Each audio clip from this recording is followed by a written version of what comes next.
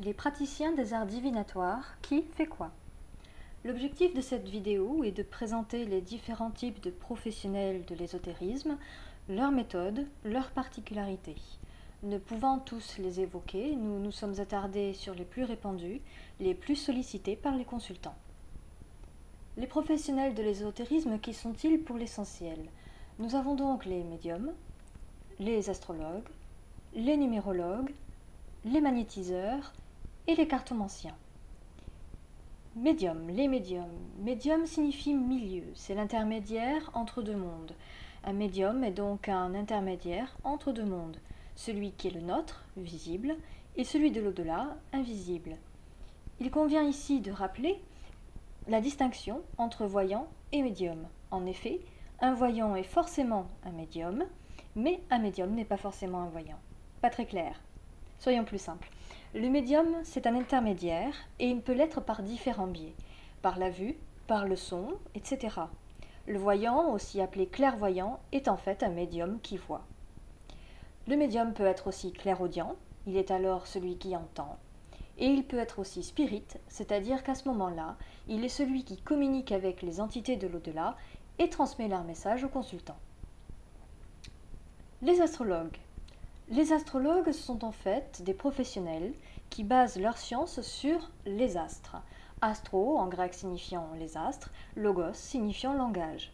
L'astrologie, donc le langage des astres. Les astrologues se basent sur le déplacement des planètes dans le ciel pour prévoir l'avenir de leurs consultants. Plusieurs données sont essentielles pour former le thème natal astral. Le jour de naissance, le lieu de naissance et l'heure de naissance. Ces données permettent d'établir le thème natal astral qui se présente sous la forme d'un cercle avec les planètes positionnées autour. Il est à noter que cette forme d'astrologie est l'astrologie occidentale, qu'elle diffère quelque peu de l'astrologie orientale, notamment indienne et chinoise. Les numérologues, ce sont des praticiens des arts divinatoires qui fondent leur science sur les nombres. Leurs calculs ont pour point de départ le chemin de vie, qui est calculé à partir de la date de naissance du consultant. Le calcul du chemin de vie est ainsi fait. Pour une personne née le 31 décembre 2000, nous prenons le jour de naissance, 31, soit 3 plus 1. Le mois de naissance, 12, soit 1 plus 2. Et enfin l'année de naissance, 2000, soit 2 plus 0 plus 0 plus 0. Le tout ajouté nous donne 9. La personne née le 31 décembre 2000 a donc un chemin de vie 9.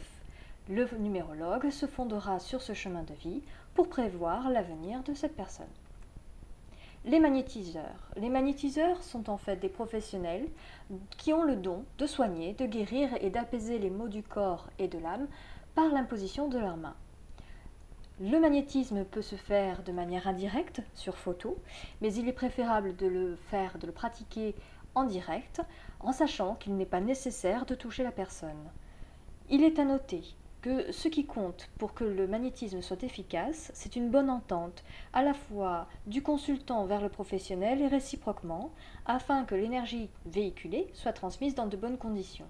C'est pour cela notamment que certains magnétiseurs nous semblent plus efficaces que d'autres, tout est en fait question d'énergie compatible et surtout de confiance. Les cartomanciens. Les cartomanciens sont en fait des personnes qui tirent les cartes, carto signifiant carte, et il n'est pour cela nul besoin d'être médium.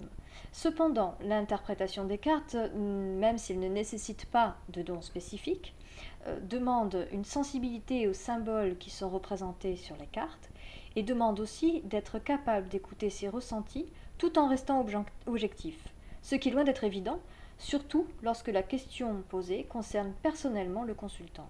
Le recours à un professionnel de cet art trouve alors toute sa justification. Il est à noter que bien souvent, les médiums utilisent parfois les cartes pour conforter leurs prédictions, qui en général ne s'appuient sur aucun support. Au niveau des types de cartes, nous retrouvons bien sûr les tarots, avec évidemment le tarot de Marseille, mais aussi les oracles, notamment l'oracle de Béline. Pour résumer, parmi les professionnels les plus répandus de l'ésotérisme, nous avons les médiums, qu'ils soient clairvoyants, clairaudients, spirites, les astrologues, qui fondent leur science, leur art sur le thème astral, les transits planétaires, les numérologues, qui utilisent les nombres et les chemins de vie, les magnétiseurs qui se servent de leurs mains et les cartomanciens qui utilisent les tarots et les oracles. Merci d'avoir suivi cette courte vidéo qui, nous l'espérons, vous aura permis d'y voir plus clair. L'ésotérisme a besoin aujourd'hui plus que jamais de transparence. Savoir qui sont les différents professionnels des arts divinatoires, ce qu'ils font et comment ils le font, est un minimum qui permet à chacun de se faire une idée plus précise et, le cas échéant, de consulter le professionnel qui sera le plus à même de répondre à ses attentes. Pour d'autres infos, retrouvez-nous sur voyance-info.com.